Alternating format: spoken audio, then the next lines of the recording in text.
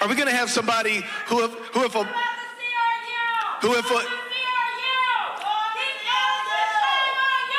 you come on, guys. We're going to let them have their moment. I believe in freedom of expression, so let's give it a hand for our friends over there.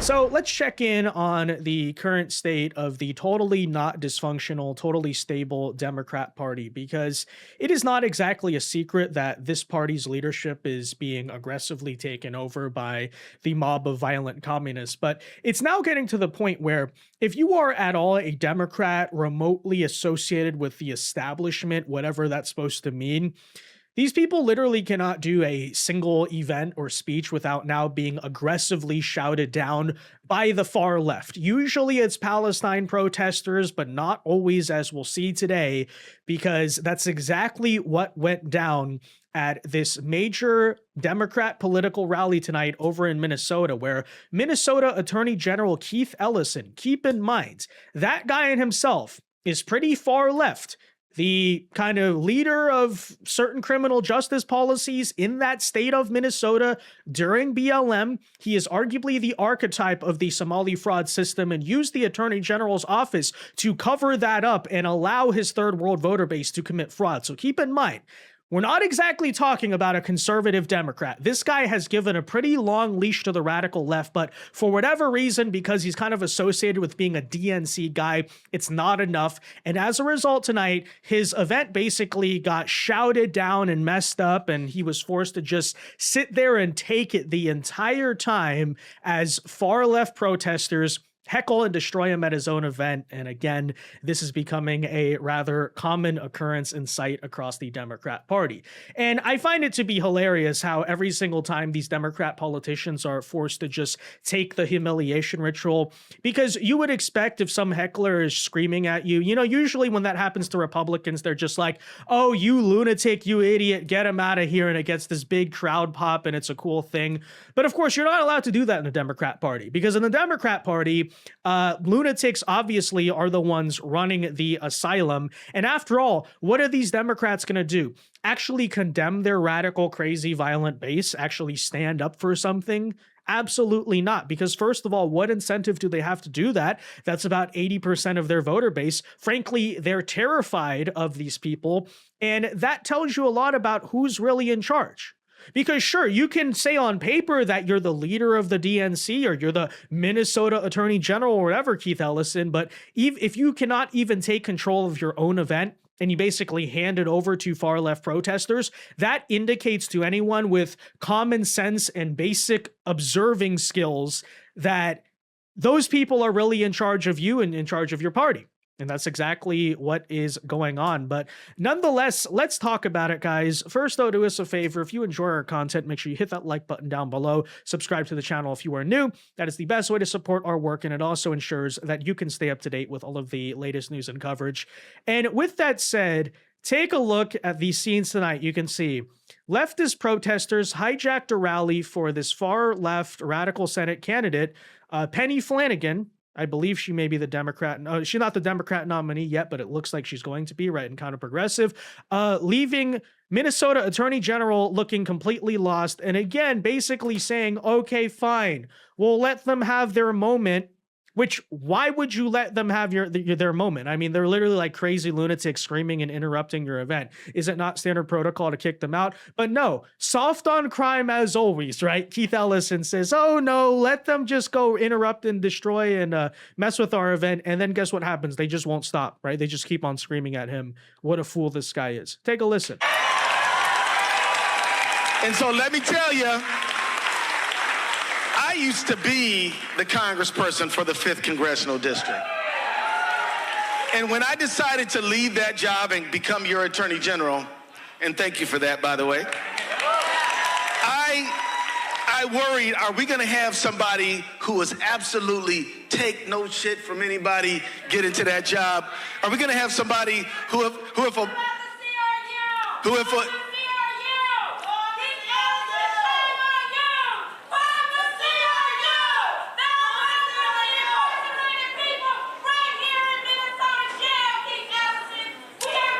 Thank you. Thank you.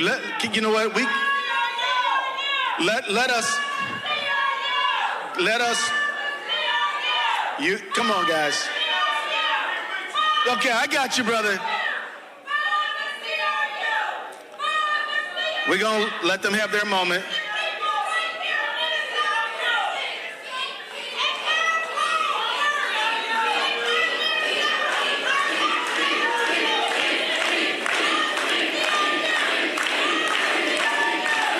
Thank you, guys. Hey, look, let me tell you, I believe in freedom of expression, so let's give it a hand for our friends over there. They get to be a part of it too. Now,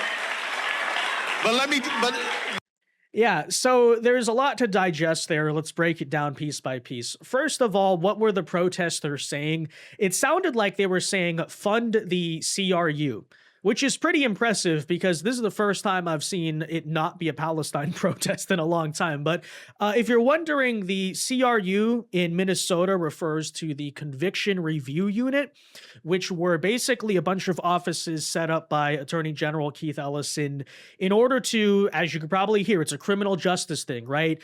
Review convictions, which is to say, if violent criminals, especially violent black criminals, because you know how this stuff goes, and by the way, you know why it was created in the first place, okay? But if those types of people slip through the cracks of woke prosecutors and woke judges and still actually get convicted with meaningful prison sentences or punishments, you of course now have the CRU that's looking to go find, which more criminals can we let out of jail? So in the name of compassion or something like that, criminal justice. And guys, we don't really even need to debate this anymore as a political or even hypothetical issue. We've seen the impact that soft on crime, BLM ideologies had on the streets. Ask Irina, ask like thousands of victims of these types of crimes, of repeat offenders across the country. We know the effect, the damage that it's had. But of course, I think this is very noteworthy because the latest kind of Democrat defense is to now pretend as if they're not these crazy radicals, especially on crime. So you'll hear Democrats say things like this. We do believe in crime. We do believe in public safety. Just like Governor Tim Walz in this same state when the Somali fraud thing came out, started saying we believe in cracking down on fraud. Yet when you look at their actual actions and their record throughout the years, that's clearly not true. Both Ellison and Walz were covering up and censoring whistleblowers talking about fraud. Now they're claiming like they're all over it. And the same thing goes for this criminal justice issue, right? They'll try to say, what? No Democrat is saying we want to let 14-time arrested people out of prison who are clearly violent and like rehabable, right? So that they can go and stab more people. And then that's exactly what they do. Same thing here. So you might sit there and think, the CRU is finally being defunded. And that's in reference to the fact that apparently since the Trump administration cut federal funding, what Minnesota is claiming is that they no longer have the money to fund CRU. Now, in reality, when you look at the budget that they have in that state and how many billions have been lost to fraud, I think we know the real reason they're not able to fund it, which is of course, their own, fraudulent woke money laundering, using woke as an excuse, which is kind of an ironic way to end a woke policy as you run out of money because third world populations and your third world voter base keeps on stealing it. So now you can't fund the CRU anymore. Kind of funny how that works. But of course, what are we now left with? Left-wing protesters getting in there and screaming at Keith Ellison. Like, this is that important that they'll show up and protest on behalf of let our violent criminals out of jail, more violent criminals. And again, we are saying what? This is the left-wing base, right? They are like radical communists. That is basically what it is. They believe in genuinely the most insane, anti-social, anti-civilizational things. They want that behavior. They want to turn this country into a third world nightmare. They support the criminals. We say all of those things about the base.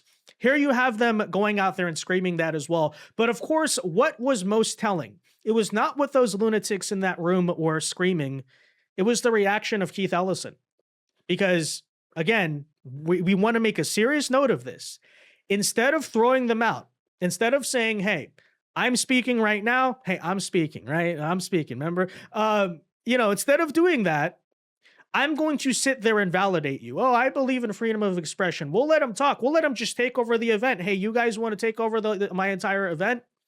And again, that tells you so much about who is really in charge of this political party. Is it Keith Ellison? Is Keith Ellison actually the leadership figure? Or is it the people who clearly have the power to override him, stop him in the middle of the speech, and ultimately control his event? I think the answer to that is very obvious. And this, by the way, is why we also often say that while there is, yes, this kind of infighting situation going on in the DNC, and yeah, the far left is trying to overthrow the establishment, a lot of that is more personal power politics than it is deeply ideological, which is to say, while that's going on, and we do talk about it, at the same time, it's important to understand in many ways the woke radicals already control the Democrat Party. They already have a grip on these establishment figures. Now, ultimately, because they have the power, their end goal, yes, is to replace those said establishment figures with their own people, and they might be about 5% or 10% more radical on policy, but do understand at the end of the day, it really is the same thing, because the Democrat establishment and their leadership has already basically surrendered the party to the radical base. I mean,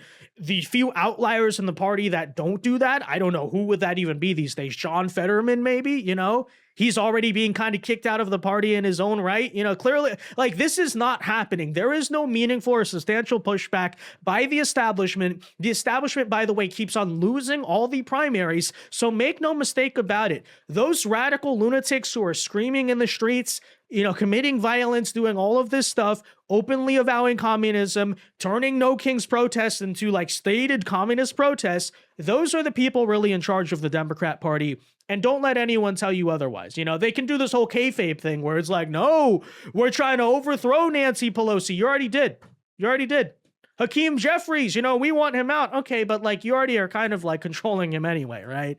It's all an act. It's kind of staged at the end of the day when you really think about it, And that's my, of course, entire point to people like Van Jones, who over the weekend, and, he's not in political office, he's a media figure, but privately is fuming about the DSA far left takeover of his own party. And it's like, dude, I really wonder how that started. I wonder whose fault that is, by the way. How did far leftists start to take over the Democrats? That is a big mystery.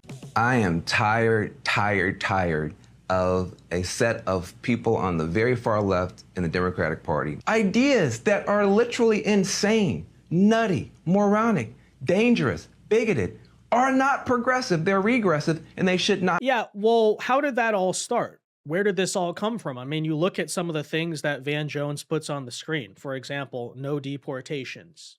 Framing this as a radical idea. Van Jones is saying, I support the deportation of violent criminals, cartel members, and those things.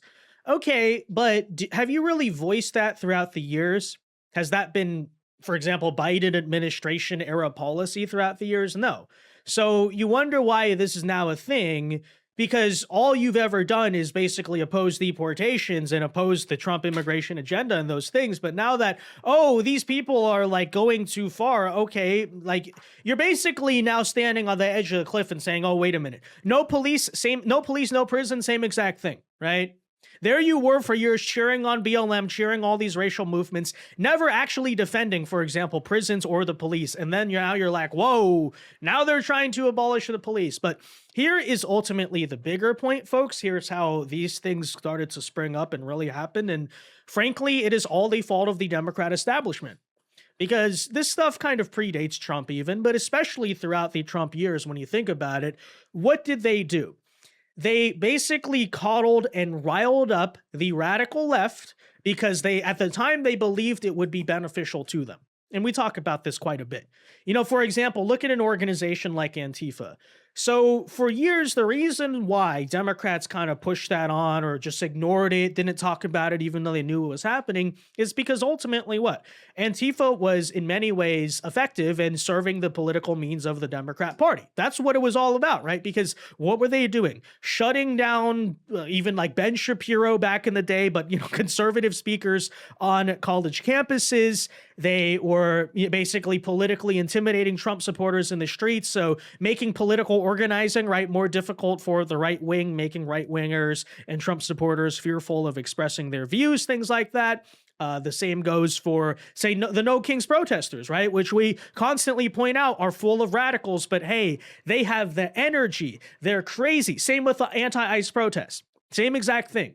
You literally have like crazy, radical, violent leftist militias going around stalking ICE, trying to attack ICE, riot, do all these things. And what happens, right? What did the Democrats do? They cheered those people on. They painted those people to be martyrs. Why? Because that's an effective thing for the Democrats to, first of all, oppose ICE, impede ICE, oppose the immigration agenda, but also create these propaganda moments, right? Like Renee Good, like Alex Pretty. So that's why, for example, we pointed out Tim Walsh tried to sacrifice his own voters to federal law enforcement in violent manners so that way he could get that propaganda moment. So this is, of course, what they all did. But what is the problem with it? Is that when you enabled a bunch of radical, crazy, oftentimes mentally ill, this communist mob of people out there, now the Democrats are like, oh shoot, we let all these people into the tent, we encouraged this behavior, we egged it on, and basically the only problem they're having right now is not that these ideas are wrong, it's simply that they can't control these people anymore. And that's what it's all about. Because now the crazy radicals have come in and they're saying, oh, now we also want to overthrow the Democrat Party. You remember back to even 2024, you had kind of that Palestine boycott going on. I'd argue that type of stuff has intensified massively. And this is now what you're getting when like the Democrat leadership, when the Democrat establishment can no longer truly function because it is captured by the far left base. Well, folks, who is to blame for that? There's only one source. It's a Democrat establishment that allowed all of that to happen. Okay? Because when we were warning them in the first Trump presidency, for example, about the rise of left-wing extremism, what did they say? Antifa's just an idea, right? It's not a big deal. None of us are socialists. And now the whole thing is none of us are communists, admitting now that they're socialists. I wonder where it goes next, you know?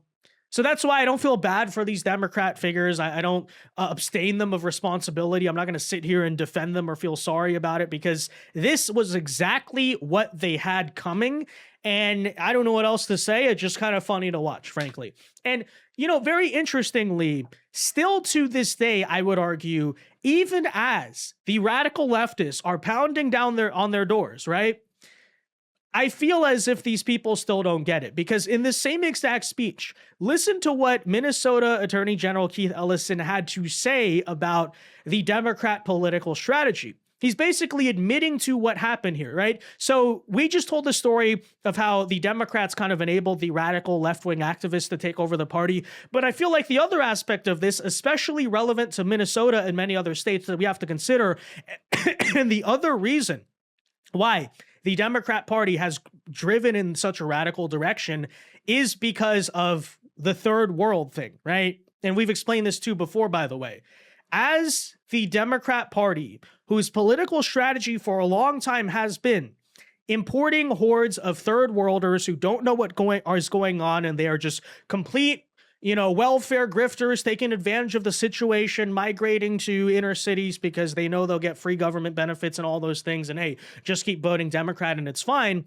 I would argue that's also a big reason why you've seen, again, that radical push of the Democrat Party. For example, you wonder why Palestine is such a big thing now among the Democrats and why, by the way, in the case of, let's say, you know, what was it, Scott Wiener, right? The Democrat rep from California, big time, like the most famous, like LGBT progressive in this country, why he's now getting chased out of his own pride marches. And basically, again, yeah, like the Palestine issue is now taking over the LGBT issue. What is that all about? You think that the popularity of Palestine does not strongly correlate to the massive amounts of foreign populations in this country, especially coming from those parts of the world where Palestine is a big thing, right? And effectively what is happening is they're kind of fighting now that jihad or that sand war on our own soil.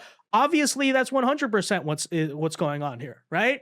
So, and by the way, let's not forget that Palestine protest movement has been a pretty vocal, if not the number one loudest voice in causing problems for the Democrat establishment. And yet, what is Keith Ellison here doing? Talking about how his whole plan in 2026 for the Democrats is to keep on naturalizing new immigrants as citizens and keep on having more foreigners and potentially non-citizens, although he doesn't say that out loud, keep on getting them to vote. And when you listen to that, what is Keith Ellison basically saying?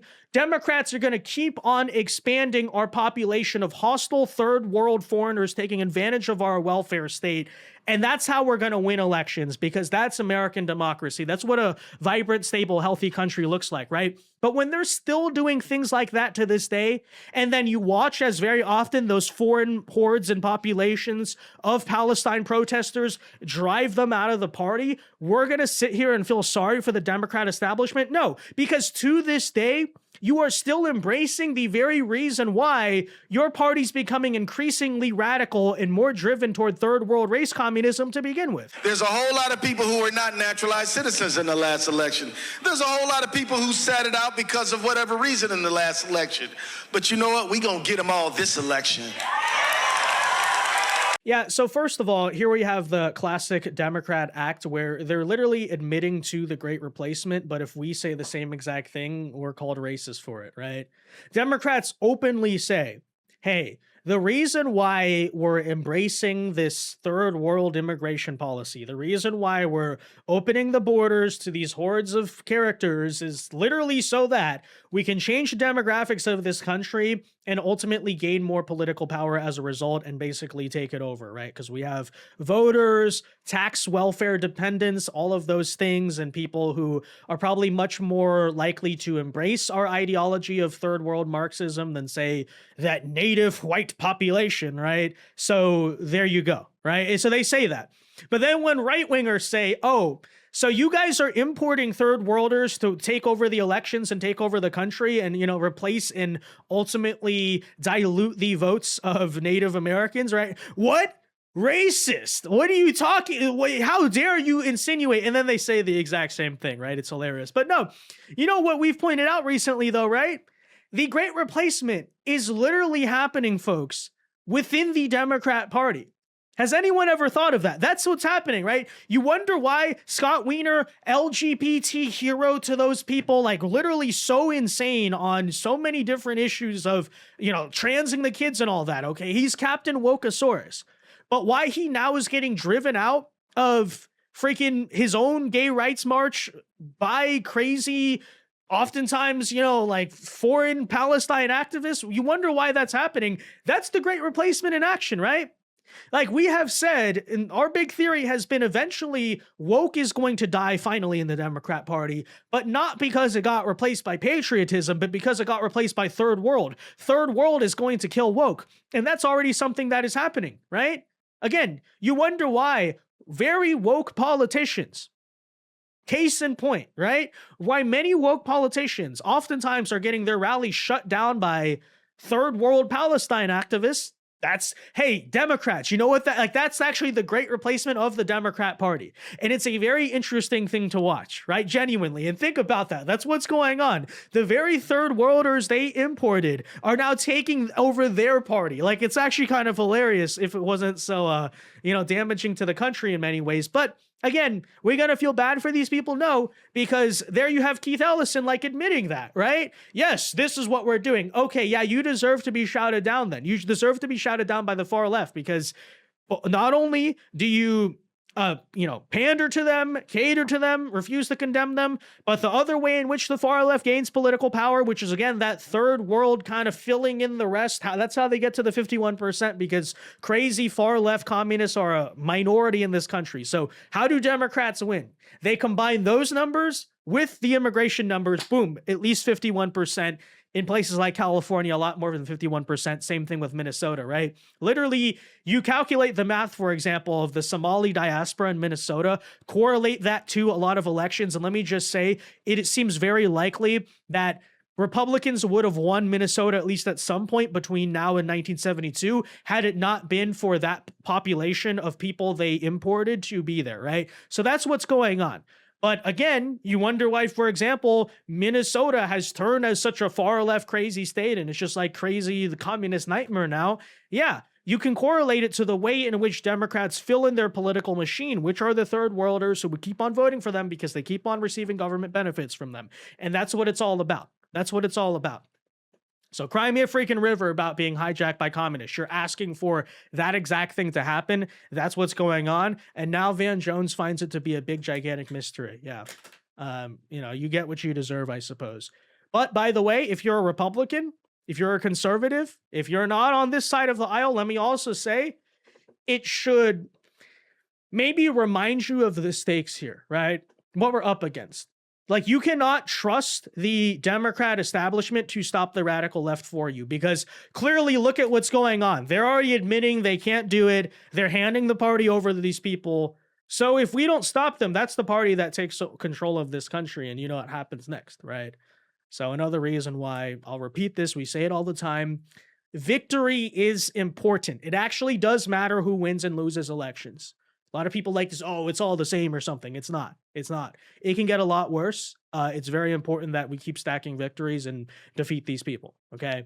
It's not a false binary, despite all those people who say it, okay? It is a very real binary. It is a true binary. Anyways, that said, let me know your thoughts. Be sure to leave a like on this video, subscribe to the channel if you are new, and until next time, God bless and peace.